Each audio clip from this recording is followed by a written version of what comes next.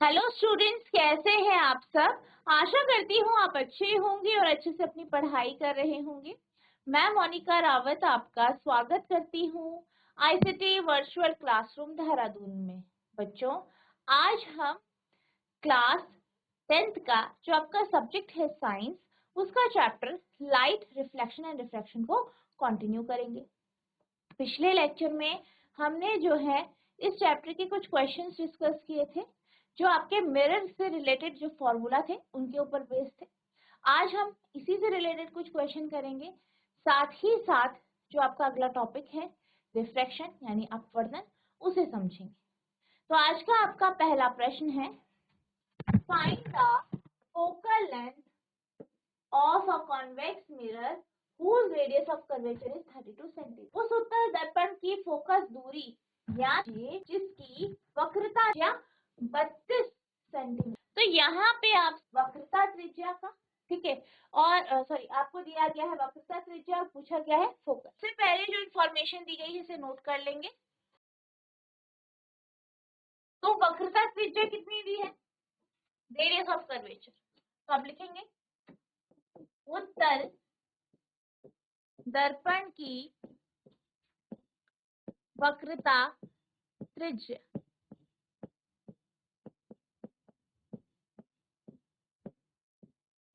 यानी are.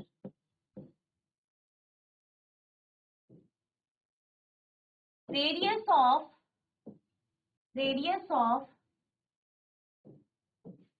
Curvature of convex mirror, ठीक, R कितना है 32 सेंटीमीटर। और ये आपका जो है पॉजिटिव में होगा। अब यहाँ पे फोकल लेंथ पूछी है तो फोकल लेंथ का फॉर्मूला होता है R/2, यानी F बराबर R है 32/2, 16 सेंटीमीटर। तो यहाँ पे फोकल लेंथ जो है या फोकल लंबाई जो है वो 16 सेंटीमीटर आपके है, ठीक है। तो आप लिखेंगे, तो आप इसे नोट करेंगे।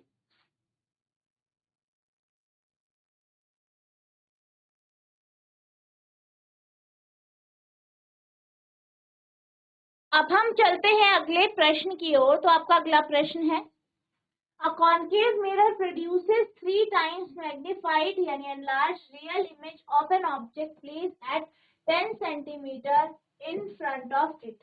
क्या कहा गया है, कहा ये गया है कि एक अवतल दर्पण है जो कि 3 गुना बड़ी इमेज बनाता है, और इमेज कैसी है, रियल है यानी वास्तविक है।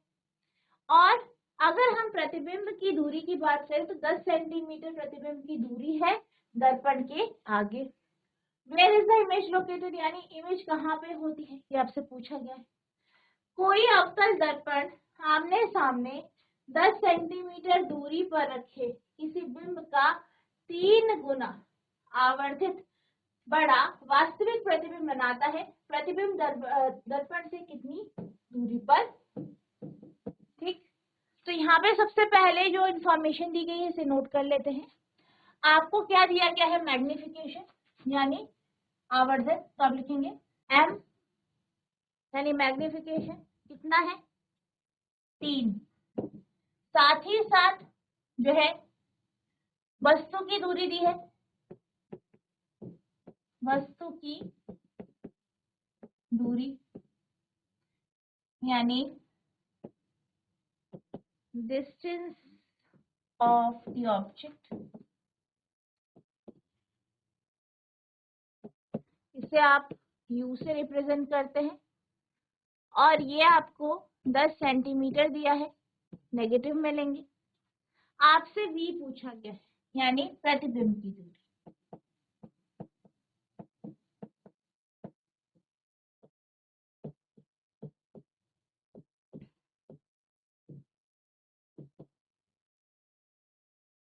Distance of the image 6v कितना है, ये निकालना है आपको, ठीक। अब मैग्निफिकेशन यहाँ पे निकालना है। m बराबर होता है -v/u। m है 3 - v, निकालना है आपको। u आपके पास -10 है, सॉल्व करेंगे तो v बराबर आ जाएगा 3 × 10 या v = 30 सेंटीमीटर। ठीक है, तो यहाँ पे आपका जो है जो प्रतिबिंब की दूरी आएगी, आप लिखेंगे प्रतिबिंब की दूरी 30 सेंटीमीटर। ठीक, तो ये आपके पास यहाँ पे आंसर आया, आप इसे नोट करेंगे।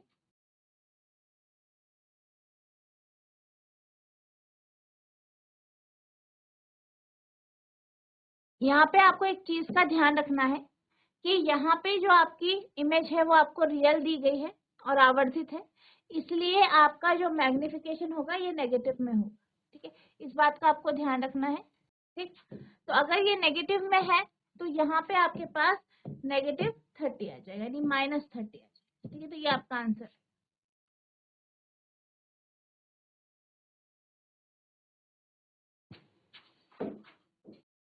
अब हम चलते हैं अगले टॉपिक की ओर, जो है आपका रिफ्रैक्शन ऑफ लाइट यानी प्रकाश का अपवर्तन।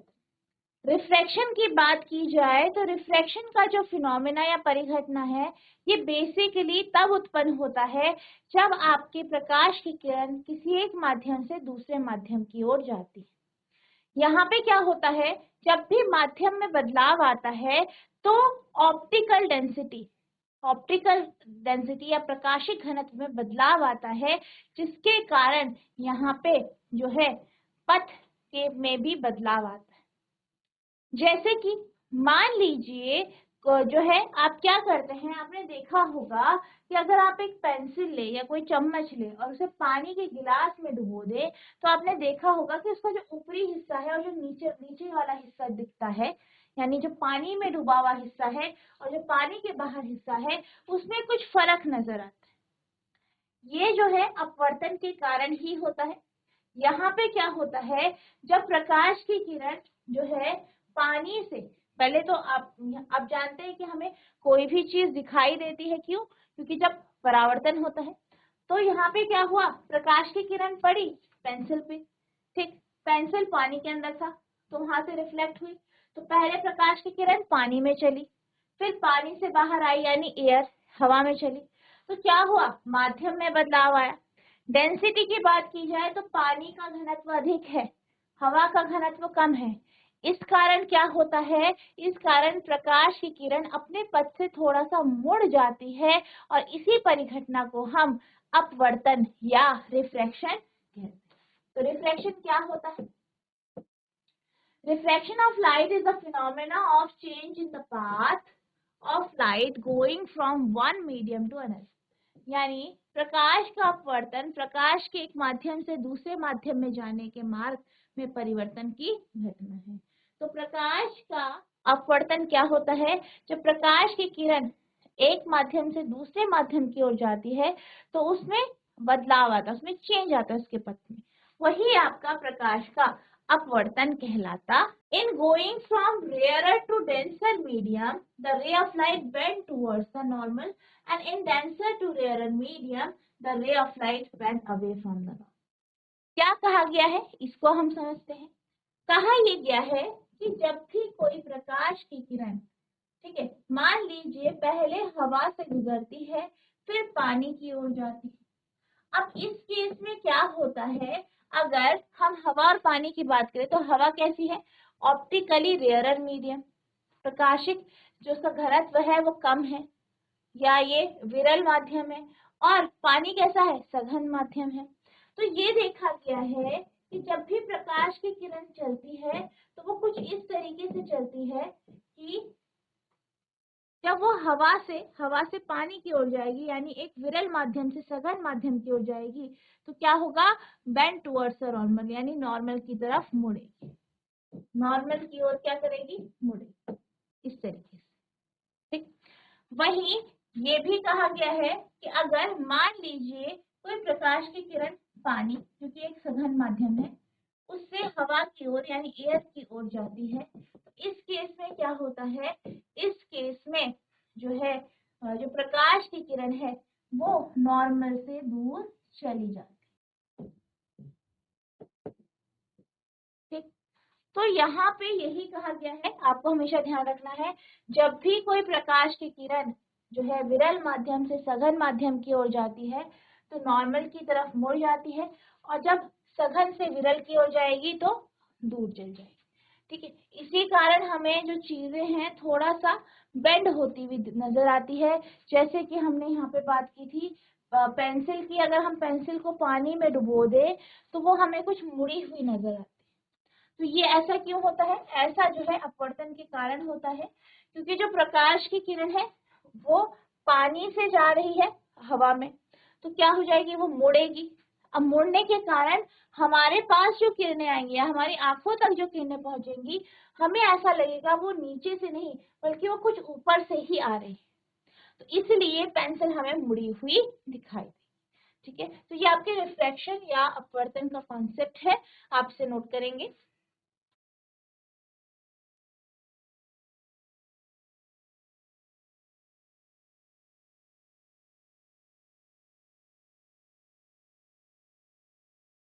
ठीक है, तो यहाँ पे आप फिगर में देख सकते हैं कि हमारे पास एक प्रकाश की किरण है जो हवा से पास हो रही है, हवा से फिर वो ग्लास में पास हो रही है। तो यहाँ पे आप देख सकते हो माध्यम में परिवर्तन आया है। ये आपका क्या है, विरल माध्यम है, एयर आपका विरल माध्यम है, और ग्लास आपका क्या है, सघन माध्यम।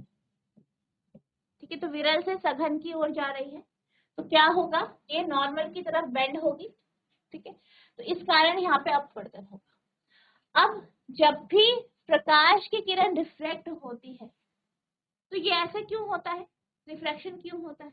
हमने कहा सघन माध्यम से विरल माध्यम की ओर जा रही है, विरल से सघन के माध्यम की ओर जा रही है, तो अपवर्तन जैसी परिघटना होती है। अब ऐसा क्यों होता है? ऐसा इसलिए होता है क्योंकि जब इन माध्यमों से प्रकाश की किरण गुजरती है तो उसकी स्पीड में बदलाव आता है, उसकी चाल में बदलाव आता है।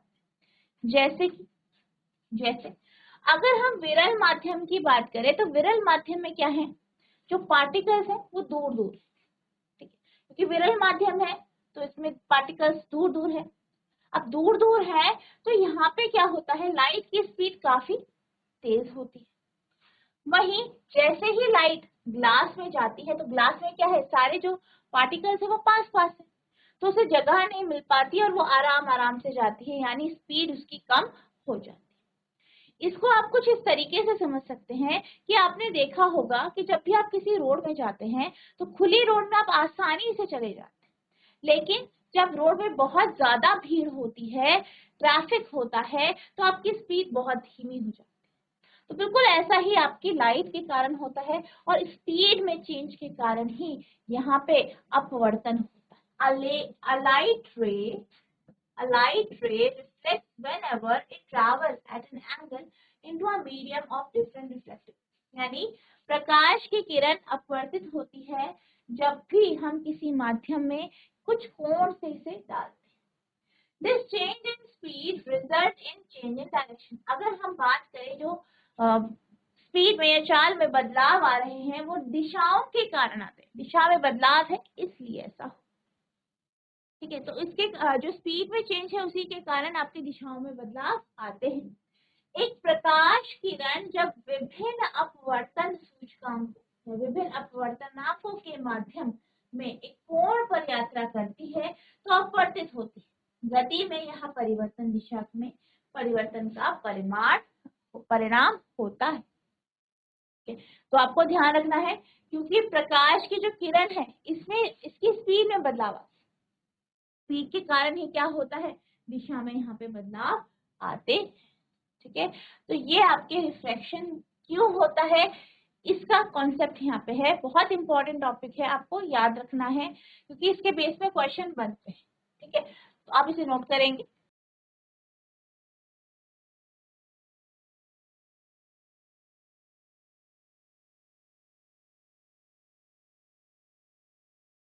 अब हम चलते हैं अगले टॉपिक की ओर। तो आपका अगला टॉपिक है रिफ्रैक्टिव इंडेक्स यानी अपवर्तनांक।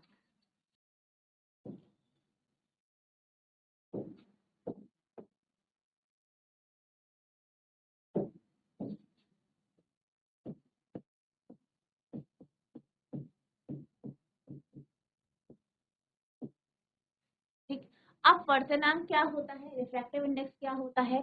हमने ये बात करी कि जो आपके अलग अलग मीडियम होते हैं उनका रिफ्रैक्टिव इंडेक्स अलग अलग होता है, इसी के कारण लाइट बेंड होती है। ठीक है, तो अपवर्तनांक या एन की बात की जाए, एन या म्यू से आप रिप्रेजेंट करते हैं, तो ये एक रेशियो है, एक अनुपात है किसका, जो है प्रकाश की जो स्पीड है आपके जो है निर्वात में, और प्रकाश की स्पीड किसी माध्यम यानी c अपॉन। तो आपको ध्यान रखना है, बहुत इंपॉर्टेंट है ये formula. Absolute refractive index N of a medium, यानी माध्यम का, किसी माध्यम का जो एब्सोल्यूट रिफ्रैक्टिव इंडेक्स है, अपवर्तनांक है, तो वो क्या होता है, उसे आप एन से रिप्रेजेंट करते हैं। Absolute refractive index N of a medium, किसी माध्यम का रिफ्रैक्टिव इंडेक्स क्या होता है, is the ratio of speed of light in vacuum और air to the speed of light in medium. तो ये एक रेशियो है, एक अनुपात है किसका, जो है प्रकाश की जो किरण है उसका निर्वात या वैक्यूम में स्पीड और माध्यम में उसकी जो स्पीड है उसका। इसी माध्यम से निरपेक्ष अपवर्तनांक निर्वात या वायु में प्रकाश की गति का माध्यम में प्रकाश की गति का अनुपात है। ठीक है, और इसका फॉर्मूला है n बराबर c अपॉन। ठीक है, नोट करें।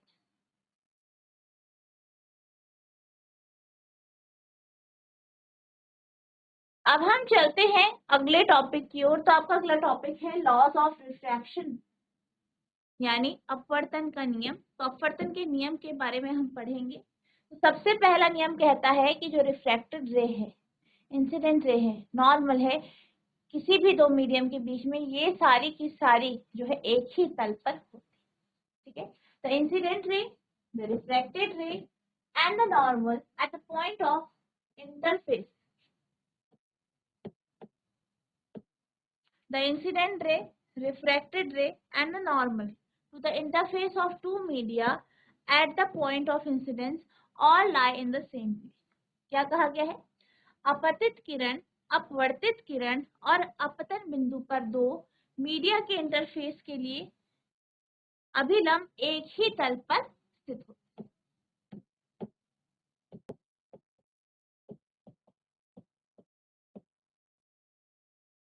तो अभिलंब एक ही तल पर स्थित होते हैं। तो ये आपका पहला स्टेटमेंट है। ठीक है, नोट करें।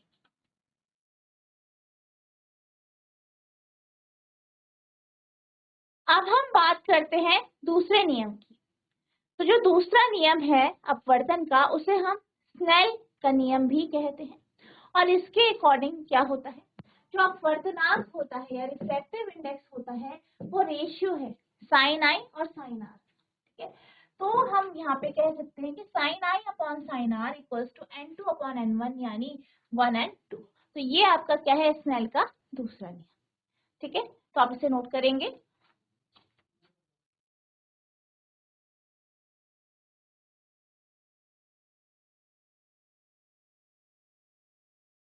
अब हम उन कंडीशन की बात करेंगे जिसमें अपवर्तन नहीं होता।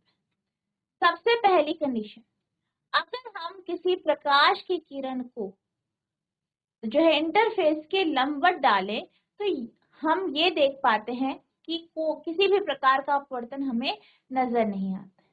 यानी आपने क्या किया, आपने प्रकाश की किरण को 90 डिग्री पे डाला। ठीक है, यहाँ पे आप देख सकते हैं, आपने प्रकाश की किरण को 90 डिग्री पे डाला है, यानी इन जो है अभिलंब पे डाला है, तो बगैर अपवर्तन के ये गुजर जाती है।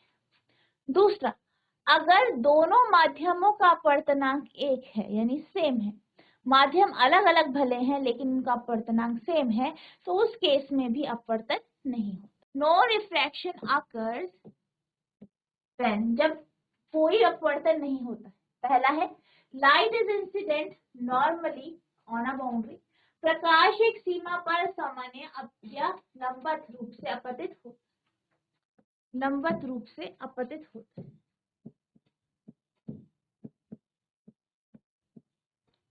नेक्स्ट है refractive indexes of two media in contact are equal, यानी संपर्क में दो माध्यमों के अपवर्तनांक समान होते। तो ये इसके दो पॉइंट्स हैं, आप इन्हें नोट करेंगे।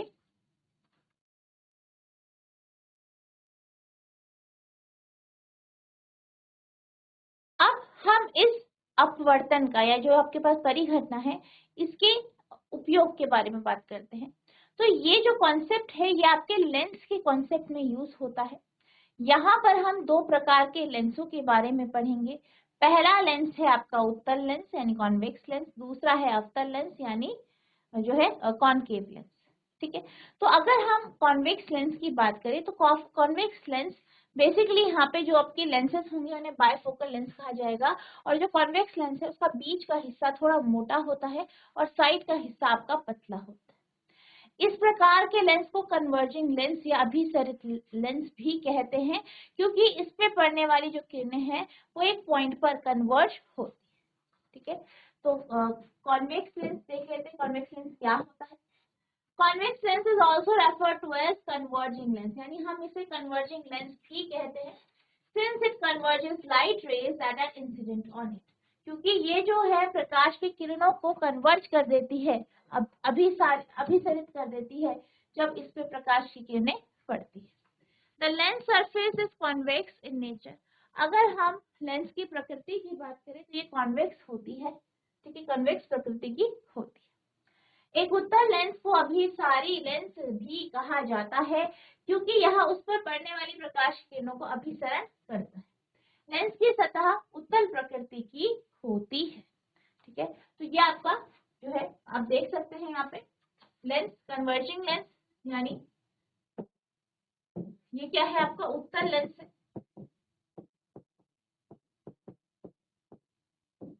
कॉन्वेक्स लेंस,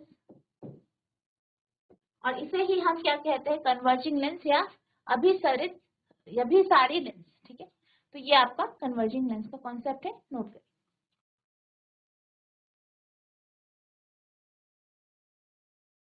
तो बच्चों आज हमने रिफ्रैक्शन के कॉन्सेप्ट को जाना, साथ ही साथ हमने कॉन्वेक्स लेंस के बारे में पढ़ा। तो आई होप आपको ये सारे टॉपिक अच्छे से समझ में आए होंगे, आपने इन्हें नोट भी किया होगा। नेक्स्ट लेक्चर में हम लेंस के टॉपिक को ही आगे कंटिन्यू करेंगे। तो जितना जो आपको पढ़ाया गया है इसे रिवाइज करना है। अगर आपको कोई भी डाउट होगा तो नेक्स्ट लेक्चर में आप पूछ सकते हैं। तो बच्चों आज के लिए बस इतना ही, मिलते हैं अब नेक्स्ट सेशन में। तब तक के लिए thank you and have a nice